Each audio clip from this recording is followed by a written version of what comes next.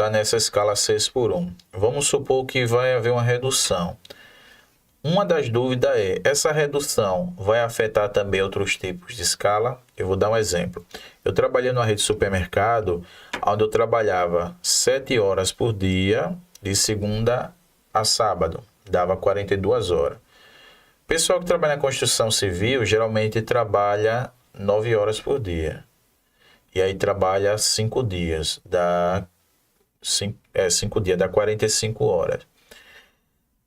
Se reduzir essa escala, sei lá, se botar lá 5/2, vai reduzir também a quantidade de hora trabalhada dessa escala. Mas as outras também vai reduzir também ou só essa específica? Veja, nessa PEC, ela permanece nas 8 horas diárias. Se alguém quiser fazer uma compensação, teria que estar num acordo coletivo ou numa convenção coletiva com a categoria. Mas essa PEC, ela não quer reduzir as 8 horas, não? Não. Por isso que ficou 4/3, 8 horas diárias, entendeu? Eu achei que eles queriam reduzir. Não, permaneceu 8 horas. O que ele vai reduzir é o total de horas, que cairia para 36 horas no máximo. E obrigar que sejam 3 dias de descanso. Na PEC diz que seriam 36 horas, máximo de 8 horas diárias e 3 dias seguidos de descanso. Mas nas 8 horas ele não mexeu. Na questão da duração máxima. A gente tem aí depois também a questão das horas extras, né? Que não impede a hora extra, que a gente pode dar. Até 2 por dia, que seria o máximo. Eu não sei se a senhora é também empresária. Não. Mas se a senhora fosse empresária, se a senhora não ia olhar de uma outra forma? Olha. Porque assim, a gente defende que a gente é trabalhador, né? E o outro lado, e se eu fosse um empresário? Então, como eu disse a você, alguns setores realmente terão dificuldades. Eu penso em setor, por exemplo, de hotelaria, lanches, bares, restaurantes, que são setores que no final de semana possuem um movimento muito superior. E alguns não fecham durante a semana. A gente tem grandes redes de supermercados, grandes redes de restaurantes, que eles funcionam todos os dias, não fecham nem na segunda. Acredito que esses terão mais dificuldade. Ou pequenos empresários, por exemplo, os MEIs, que têm apenas um funcionário. Como é que a gente vai substituir? Não tem. Porque quando você tem muito funcionário, você reorganiza a escala de acordo com a necessidade.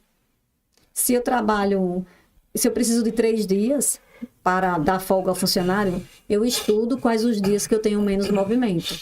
A gente sabe os dias que o supermercado tem menos movimento, por exemplo. Inclusive os períodos, a gente sabe que quando sai o salário dos entes, né? Tanto dos entes privados, que é até o 5º dia útil, como do funcionalismo público, a gente sabe que são as datas que os supermercados estão com mais movimento. Então, tem como ele se organizar? Tem. Agora, uma mercearia de bairro que tem apenas o dono ali, por exemplo, e um funcionário, vai ficar mais complicado. Porque ele vai ter que ter alguém, ou um folguista contratado regularmente, né? Ou seja, com a carteira assinada, mas ganhando menos, porque trabalharia só para tirar folga, mas isso é despesa. Então, não vamos ser hipócritas de dizer que vai ser todo mundo consegue se organizar sem prejuízo. Não consegue. Tem setores que vão conseguir, e eu acho que é a maioria, e tem setores que vão ter um certo prejuízo. Eu acho que isso é questão de estudo, questão de adaptação, mas é uma tendência mundial, porque o estudo de empresas fora do país, que já adotam essa jornada reduzida, eles já comprovaram que os trabalhadores com a escala reduzida, eles passaram a faltar menos, eles produziram mais. Então, tem os dois lados da moeda. A gente tem que saber que alguém vai tomar prejuízo. Agora, será que esse prejuízo vai ser tão grande quanto eles estão colocando? Aí é onde muitos Onde pensam. vai ter a proporção? É até onde muitos pensam. Se beneficiar o funcionário e ele produzir mais, não será melhor do que manter ele mais dias e produzir menos? Ele está trabalhando desanimado, muitos estão doentes. Essa é a questão. E o estudo no Brasil, nós já temos algumas empresas que adotaram o home office. por exemplo, né? E algumas empresas em São Paulo decidiram permanecer, mesmo pós-pandemia, com o home office. As metas continuaram sendo batidas. Claro, um restaurante não vai ser home office. Uma lanchonete não vai ser home office, nem uma mercearia. Mas perceba que a gente tem uma grande quantidade de empresas que conseguem se adaptar com pouquíssimos ou nenhum prejuízo, desde que tenham a organização. Agora, a gente precisaria pensar nessa outra parte de empresas que não conseguirá organizar sem ter o prejuízo. Sem ter um gasto, não vamos chamar de prejuízo, né? Vamos chamar de sem ter o gasto além daquilo que teria sido programado. Então, nós temos que perceber que, ao longo dos anos, o trabalhador é explorado, né? As pessoas veem que, o Brasil tem direitos demais, né? A legislação trabalhista do Brasil é protetora demais. Depende de com qual país a gente compara. Se a gente comparar com a Coreia, se a gente comparar com a China, o Brasil protege demais. Se a gente comparar com outros países que talvez não tenham uma legislação trabalhista tão organizadinha como o Brasil, mas o servidor, o funcionário, ele tem uma valorização maior, ele ganha mais por horas. Às vezes não obriga a assinar carteira, mas ele consegue ter uma sobrevivência.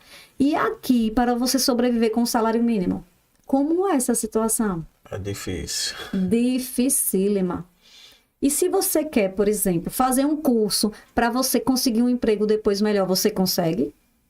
Você trabalha até às 18 horas, você pega um transporte público para ir para casa e chegar às vezes às 19h30. E você vai fazer o que às 19h30? Você vai conseguir estudar?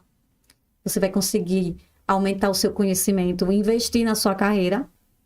Tá todo mundo cansado, porque amanhã tem que pegar um transporte às 6 da manhã. Tem que fazer, às vezes, o almoço para levar. Então, perceba, se eu consigo com que o meu funcionário ele se qualifique mais, ele rende mais para mim. Isso é um investimento também. Se ele descansa mais, ele chega lá com a saúde melhor. Se ele está bem com a família, ele chega lá mais proativo. Então, a gente tem que pensar nos contras e tem que pensar também naquilo que o trabalhador vai ofertar para a empresa. Porque é um prejuízo de um lado, mas tem o ganho do outro. Se eu tenho um trabalhador que ele só vive cansado, ele vai viver doente. Já é comprovado que o descanso promove, restaura, no caso, a saúde do trabalhador para que ele volte a trabalhar. Tanto é que as horas extras, algumas empresas não cumprem, mas elas têm limitação de 2 horas no máximo por dia. Porque tem a comprovação de que o empregado precisa ter o seu horário de descanso. O corpo não se sustenta. Ou se sustenta por um período. Aí quando você começa a envelhecer, vem aquela carga de trabalho, o corpo cansado, você começa a adoecer. O que é que a empresa privada faz? Demite. Descarta. Demite. Nós somos substituíveis, né? No máximo fica um tempinho lá, seu jarrinho de flor na mesa, viu? Depois o próximo funcionário já coloca o vasinho dele. E às vezes nem fico já. Às vezes colocam tudo na caixinha, né? É o que a gente conversa, né? Não vale a pena a pessoa morrer por causa do trabalho. Porque assim, muita gente tá doente, não procura médico, porque tem medo de botar um atestado, por exemplo. Sim. E aí quando adoece, ou caso mais grave falece, amanhã tem outro no mesmo lugar. Aí sabe por que fazem isso? Porque necessitam. Tem que comer, tem que pagar o aluguel, tem que pagar as contas. Então fica se submetendo a essas condições degradantes de trabalho para arcar com a sua sobrevivência.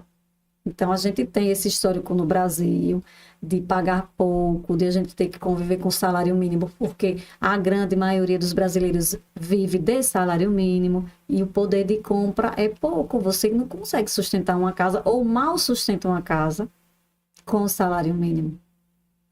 Aí também não consegue estudar, porque você não estuda, porque você chega cansado.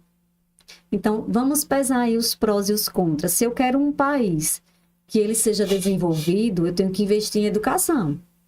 Mas o meu funcionário não consegue se educar no sentido de fazer um curso, porque eu não dou a oportunidade de horário para ele fazer esse curso. Tem empresa que você entra na faculdade, ela não lhe libera meia hora mais cedo para você ir para aula, não. Tem empresa que faz isso. Então, nós temos várias vertentes. As empresas, né, os trabalhadores recebem o 13º salário.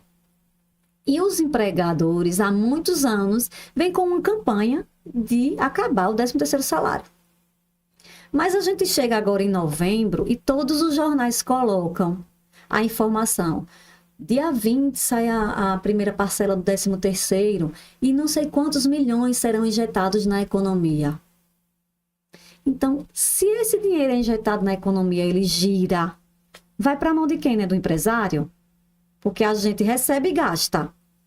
Então, se o empresário luta para destruir, para acabar o 13º, será que ele não percebe que esse dinheiro está voltando para o comércio?